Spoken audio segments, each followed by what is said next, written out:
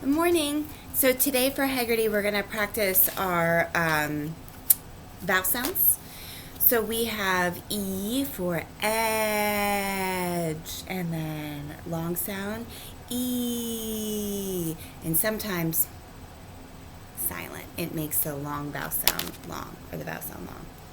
Okay, so we have U, short sound, ah, ah.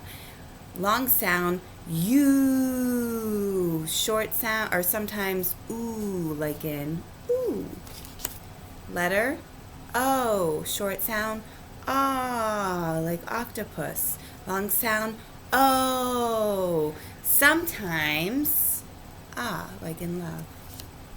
Letter I, short sound, I. Long sound, I. I'll be right there. Hold on a minute. What'd you find? Is that cock?